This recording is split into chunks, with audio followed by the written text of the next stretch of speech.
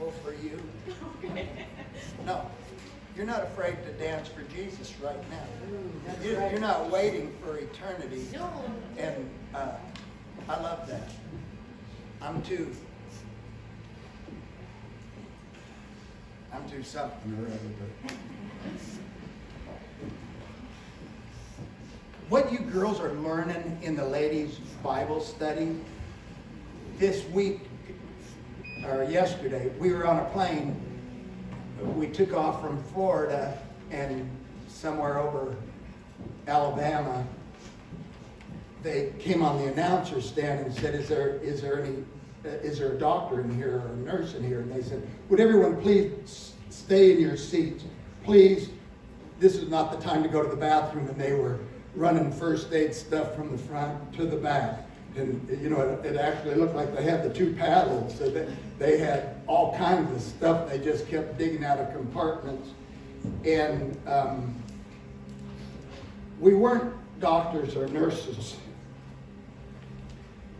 But when it says, when we sing about the walking, talking miracles around us every day, Bobbie's just going to prayer. And then the lady next to her, I think she was Christian also, but the point is we don't have to be in church. We don't have to be alongside our bed with our hands folded. God has called you and I to be alert and on guard and to be ready. And as we go into this sermon, we thought, well, I guess they're going to have to land in Dallas because this is really serious. And the girls just kept praying and kept praying. But when they finally came on the loudspeaker and said, thank you to the nurse and the doctor that came forward, they got an applaud on that airplane. And, you know, whether God puts us with somebody with the wisdom of doctors, or he puts us with somebody that speaks to God and calls heaven to earth, and we see miracles, I like it all. I like it all. So, dear Holy Spirit, I'm going to talk about the two most powerful passages in your word. Give me the words to speak it equivalent to who you are.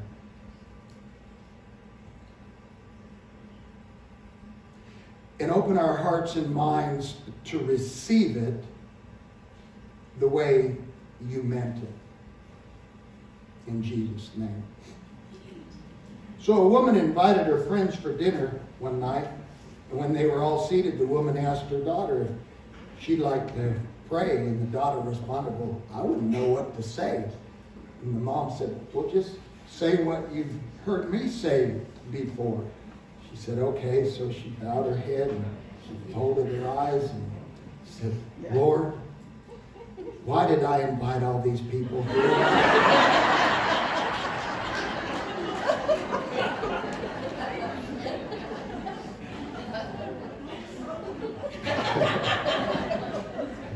There's those kind of prayers, and then there's power prayers.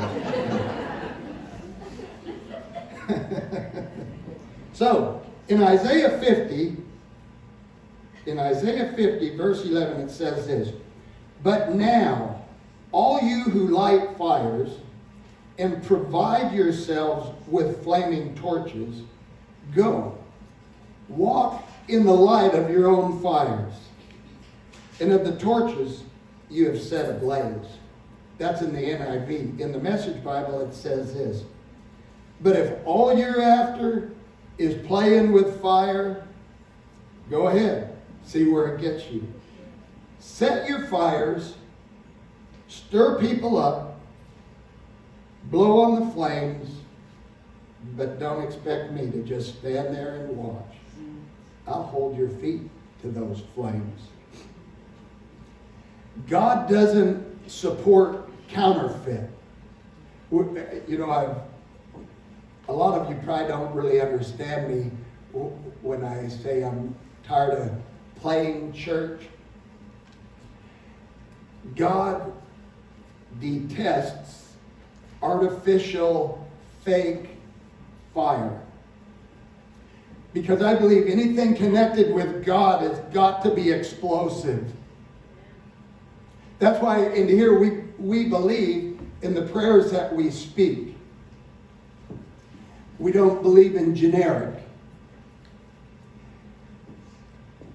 The things of God are inexplainable, except for to you all, who last week we learned we have the mind of Christ. He has promised us the mind of Christ with his wisdom, with his knowledge, and with his understanding. So this morning I want to talk about two, I know I say this all the time too. These are two of my favorite verses. I understand what the Bible's saying, what the author is saying, but I haven't reached its plateau. I haven't fully reached or fully experienced its depth. So I'm provoked to reach out. I'm provoked to search out this more of God. So I'm hoping you'll come with me this morning. The first ones, both Matthew and Luke record this the same way. Same words. But John the Baptist says, I baptize you with water for repentance. But after me will come one who's more powerful than I, whose sandals I'm not fit to carry. He will baptize you with his Holy Spirit. And here's the part that I'm chasing after. And with his fire. Amen. I want that fire. First, this is God's fire. This ain't a man-made concocted fire. This ain't a religious fire. It's not something we've made up. And so we got to understand this fire God's way. John the Baptist placed the individual in the medium of water. The baptism of Jesus places the Christian in his Holy Spirit, which includes the fire. You get the fire as a bonus when you get the Holy Spirit. And fire either purifies or it destroys. Jesus' salvation will be purifying to those who believe, who accept him as Savior. But it will be destructive for those who reject him. Romans 8:9 says, if anyone does not have the Spirit of Christ, he doesn't belong to Christ. Now you might be thinking, yikes. I wonder if I have this Jesus in my heart. In John 3:34, the Father says, actually, the Father doesn't say, Jesus says, the Father gives my Spirit without limit. He gives my Spirit without measure. You can't control this. You can't measure this. I love that the Holy Spirit comes before the fire. This fire, God's fire, I've learned can take many forms. See, I thought it would be like a literal fire. I wanted that fire.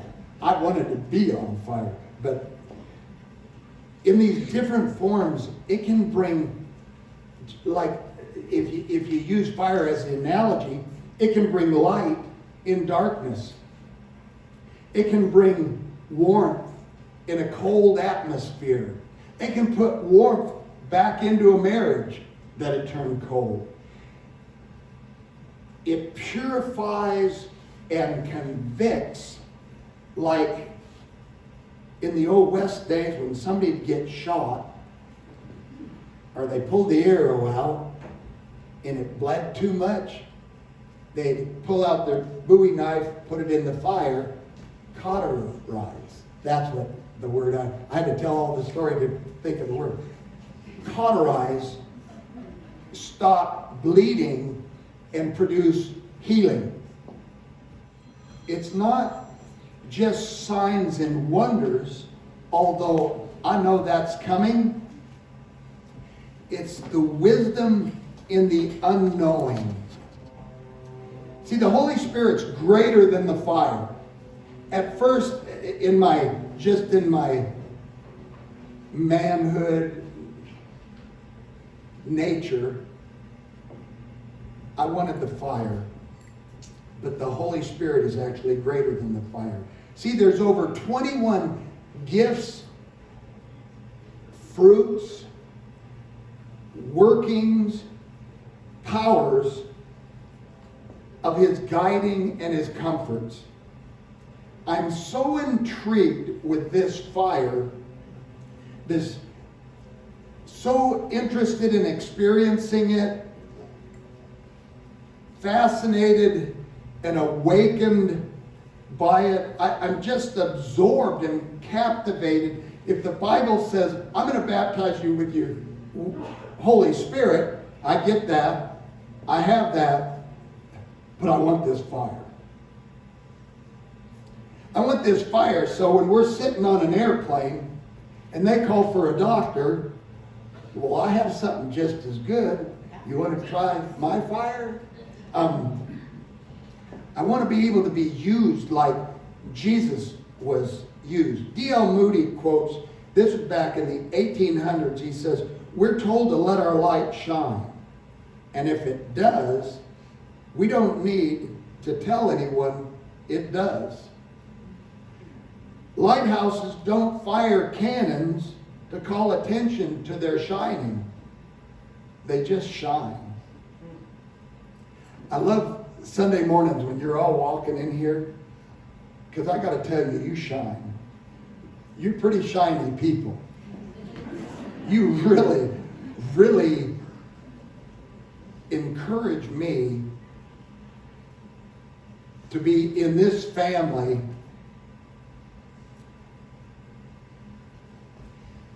Going back to that cauterizing, it gets rid of dead tissue. It purifies gangrene. It does away with poisonous decay. And God, I need that in my life. I want a mind controlled by your Spirit, which is life and peace, and not keep daydreaming about the decay that wants to trip me up and distract me. See, I thought the fire at first would be the signs and wonders that are supposed to follow you and I that believe in Jesus. And I believe that's coming, but right now, it may be just purifying, preparing, making us ready for the more of God. Maybe it's lighting the way for us out of darkness. Am I? Hold on 1 second. I can hear myself echo. I keep thinking I'm in a cave. So turn to the person next to you and say, you look like you're hot.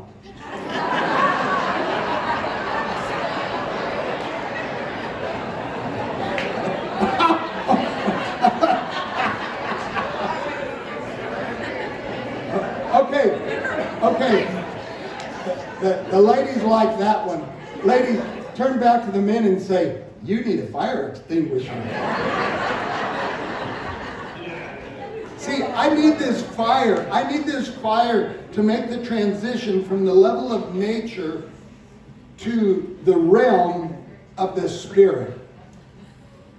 Dr. Martin Lloyd-Jones quotes this: the worst thing that can happen to a man or a woman is to succeed before he or she is ready.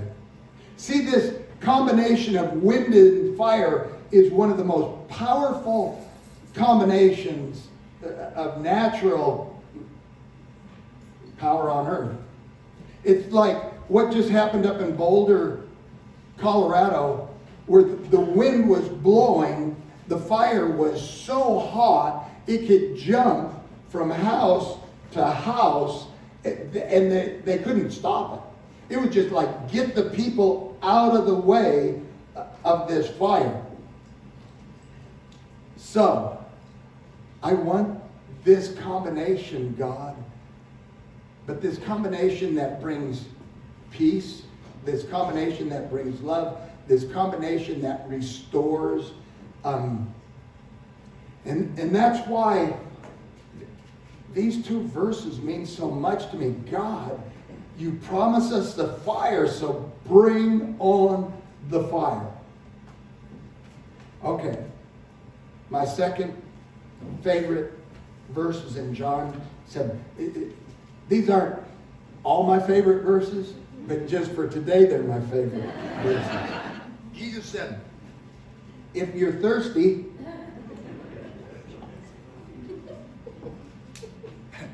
I'm sorry, I swish. I can't help it. It's a habit. He said, if anyone is thirsty, let him come to me and drink. He didn't say think. He said drink. Whoever believes in me, as the scripture has said, streams of living water will flow from within him. By this he meant the Spirit, whom those who believed in him were later to receive. In the Message Bible, it says, rivers of living water will brim and spill out of the depth of anyone who believes in me this way. And again, he says, by this, he was talking about the Holy Spirit that they were about to receive. Those who are satisfied by Jesus will themselves, let me first, before I finish the sentence, are you satisfied with Jesus? Okay. Two people are satisfied with Jesus. The same two people are still satisfied with Jesus. Oh boy. Lord, I'll preach harder, I'll preach faster. Those who are satisfied by Jesus will themselves become channels of spiritual refreshment to others. Yes. We're not going to put out the fire, but we are going to enhance it. We're not talking about a drinking fountain. We're not talking about a courtyard fountain. We're not talking about a stream anymore. We're talking about a river that's overflowing its banks. You won't be able to contain it. It's just going to flow out of you. And that fascinates me. It goes so far beyond fascinating me. It awakens me to, God, I got to have that.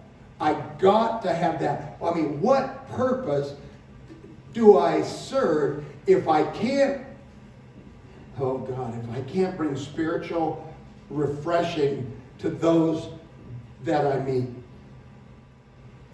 It's impossible to have a flood of God and not have good things happen. Miracles are simply an expression of God's goodness. Miracles are an outcome of His presence, released through His goodness, released through His sons and daughters who believe, who have been given this already past tense. And He's saying, God, will some of you just spill your living water onto me? I didn't bring a towel. That's okay. Just turn it loose. If you want to impact a place, bring in the presence of God. Because without God, we can't. And without us, he won't.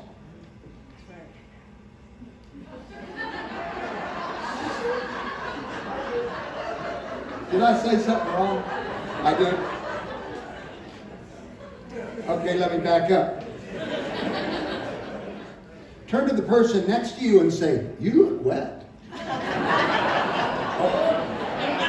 Okay, wait a minute. I'm not getting any better, am I?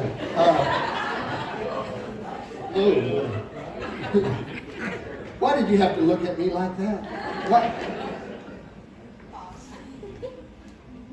I should have said, turn to the person. No. Let's not turn to the person. Let's get into the Bible. Get to the Bible, she says. When all else fails and he has, go to the Bible. Yeah, when all else fails. Healing is an expression of God's holiness and character. Sickness is to my body what sin is to my soul. We believe God can forgive our sins, right? So then we ought to be able to believe that he can heal our sickness, heal our bodies. So we pray for the sick. We pray for the sick in here. It might be one thing that sets us apart so that Jesus gets what he paid for.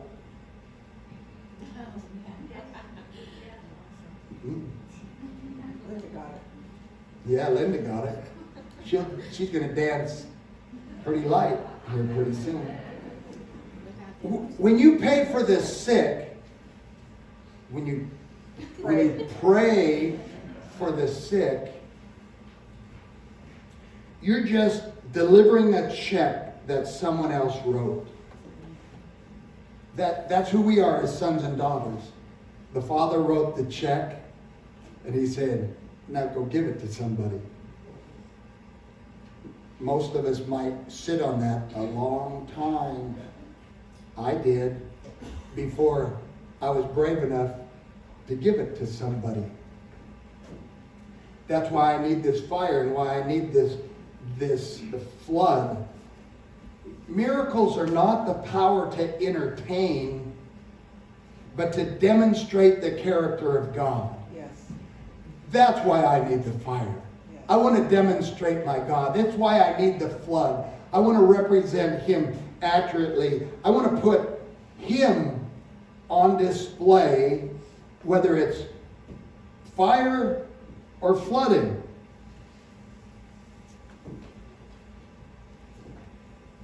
That's why I'm praying for you for a fire flood. The fire flood of God for each of us. Two of the most powerful forces of nature combined into one ordinary, mere human being possessed by the living God to do the impossible. And what did we say? How was that spelled last week? I'm possible. We're not impossible anymore. We're carriers of his presence. We're carriers of his fire. We're carriers of his flooding. So let's get about spilling it out. Flooding overflows us with his fruits, like joy, like peace, like kindness, his goodness, his grace, his patience, his self-control. Fire enables his gifts that he's promised us, like miracles and healing and Knowledge and wisdom. yeah, knowledge, wisdom, the gift of prophecy. Wow. That's where I was going with that. Powerful believers concealed as everyday people. I'm speaking over you right now, if you hadn't figured that out. Powerful believers concealed as everyday people strategically assigned to serve society while simultaneously destroying the works of the enemy.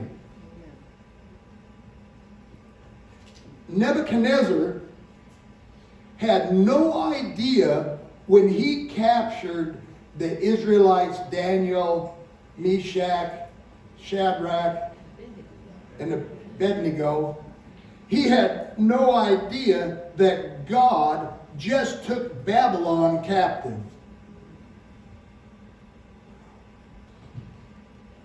Wickenburg can have no idea that God just took it captive through you. But we're not talking about swords and guns and those kind of captive. That's right. I mean, I think of Rahab the prostitute. She hid the spies, the Jewish spies. God rewarded her, and you know that she became Jesus's great-great-great-grandmother. She's somewhere in the greats there. So there's hope for us. I mean, I know some of you got to be thinking, because I used to think this too, that there was no hope for me. I mean, what's that movie, The Chosen? When you look at the disciples, none of them should have been chosen. I mean, by the world standards, it's an amazing thing that God chooses us in all our frailties and failures. And he says, that's why I'm going to give you my spirit. And with that spirit's going to come a fire. And with that spirit's going to come a flooding. And people will know you're my son and daughter by what you carry.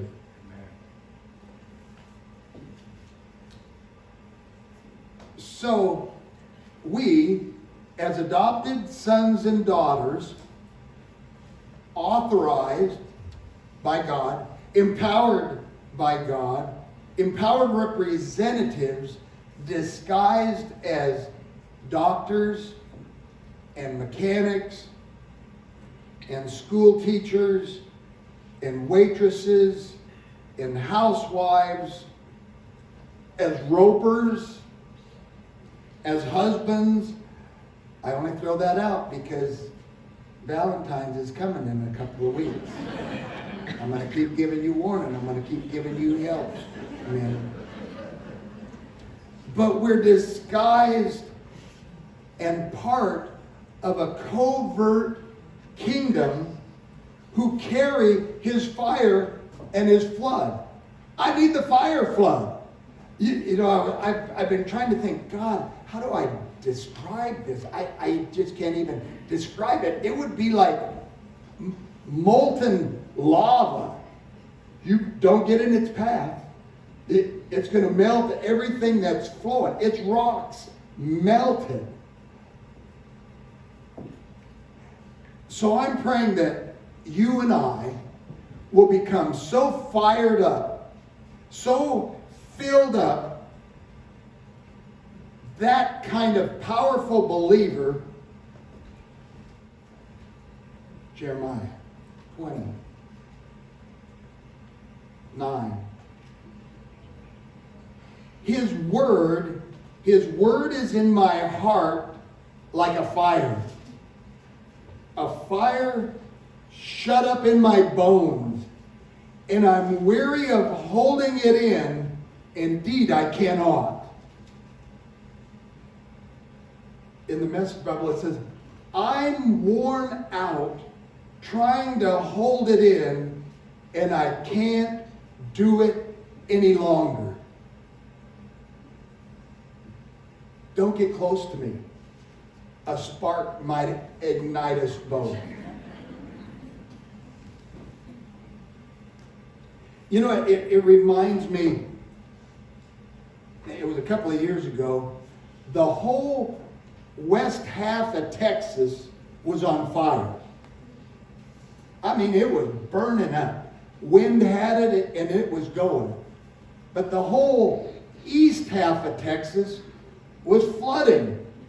And I go, whoa, that'd be great if God could just mix the two. We could put a little fire out and, you know. So, what's your gift? Which is it? I mean, are you carrying the fire or are you carrying the flooding? Or are you ready to carry the fire flood? I am. That's a desire of my heart. And I hope that that spills over onto you. I hope that you catch the fire. You've caught the joy. I see that. I see that when you're walking from your cars across that dirt parking lot.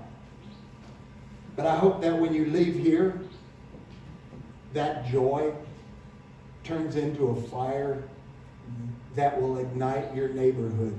Will ignite, you know, we just got to spend time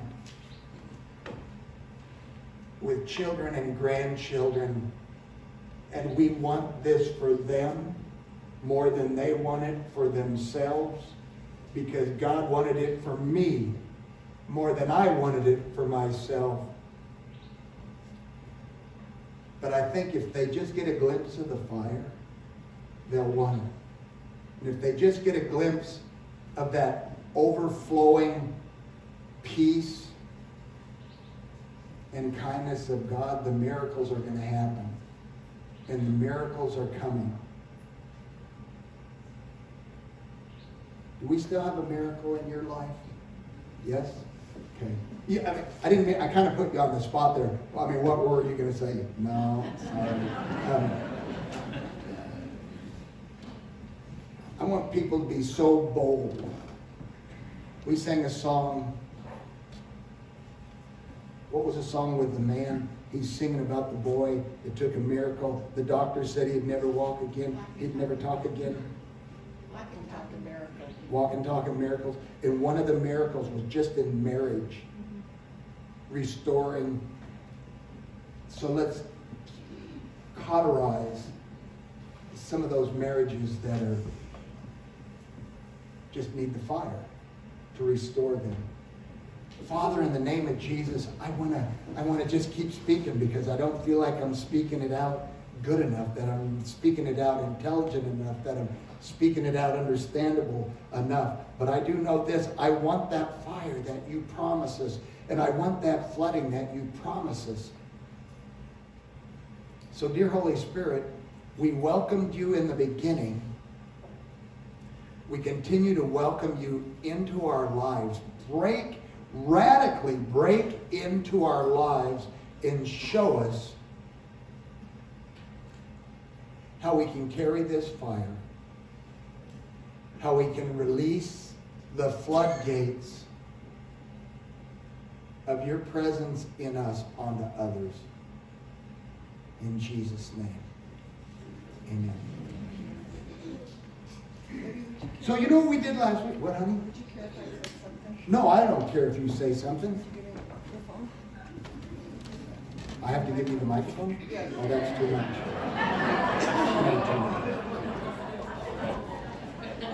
I'd afraid. I just want, we're talking about this in the women's study. And what he's trying to tell us is that first of all, how many of you in here are believers in Jesus Christ? Yeah. Okay, if you're a believer in Jesus Christ, what he's talking about, the fire, the power, the authority, you already have that. Okay, you are already carriers of his presence. Okay, what he's trying to get you to do is, it's a matter of risk.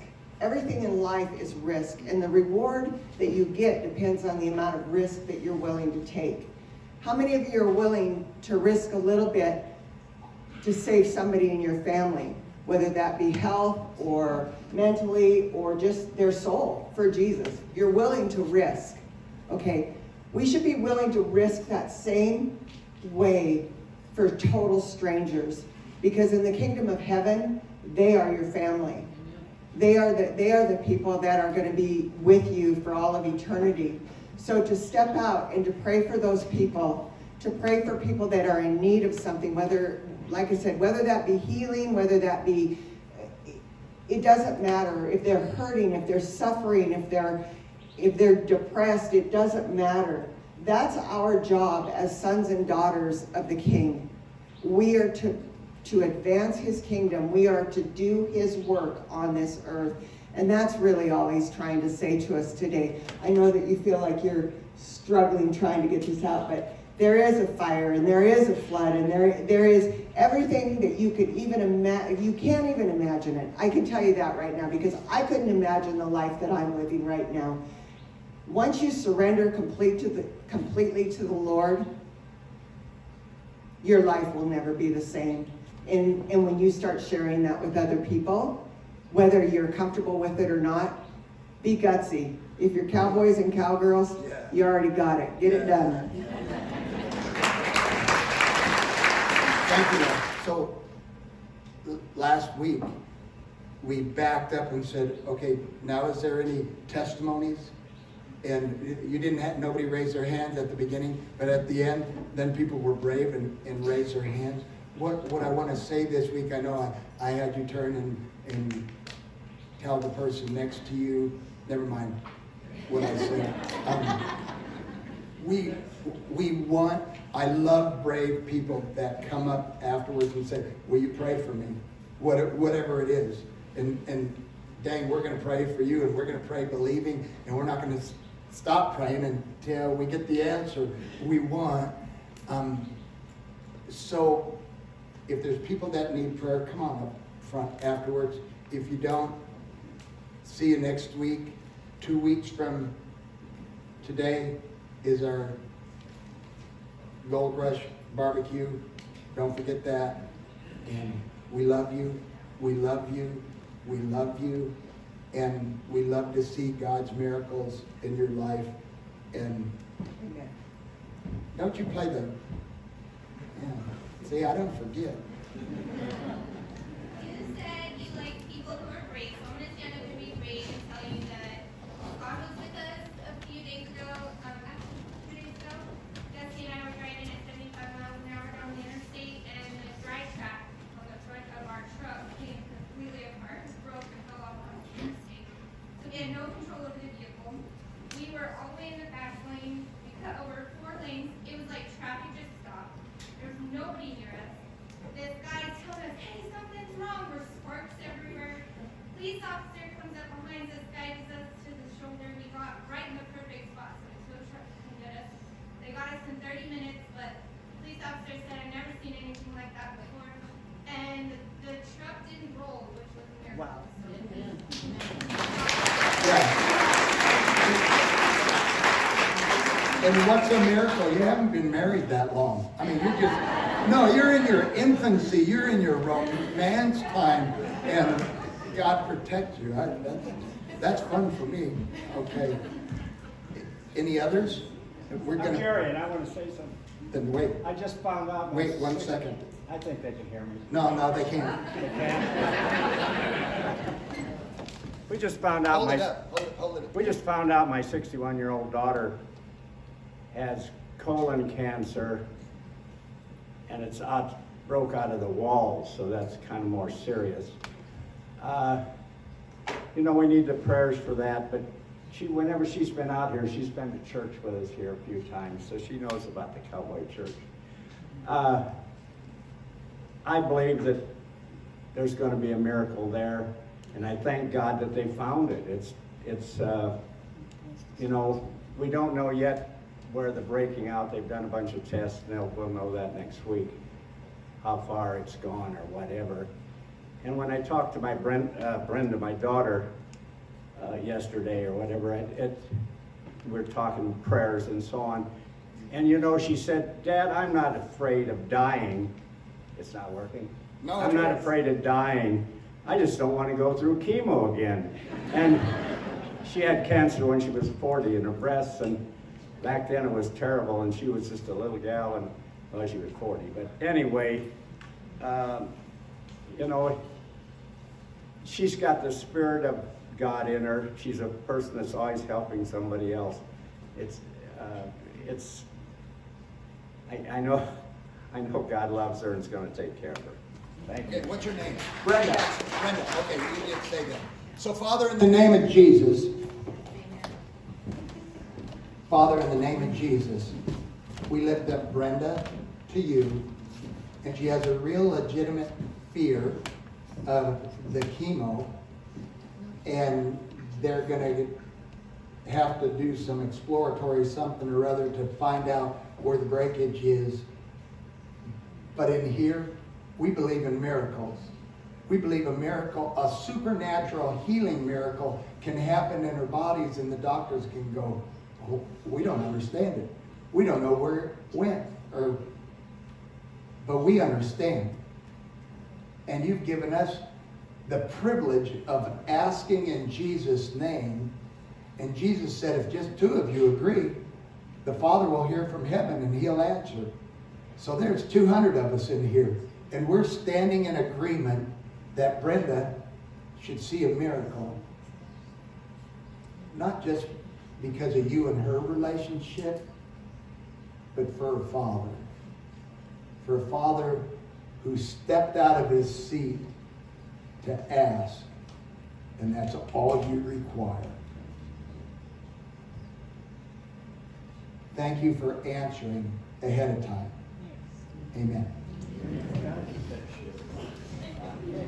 That was easy, wasn't it? I mean, why aren't we doing that anymore? I mean, we are. But I was amazed that you said your daughter was 61. Yeah. I would have guessed that's how old you are. Yeah.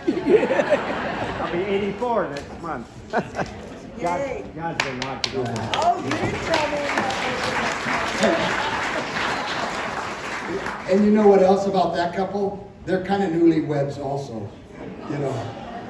So, you getting hot? I'm really.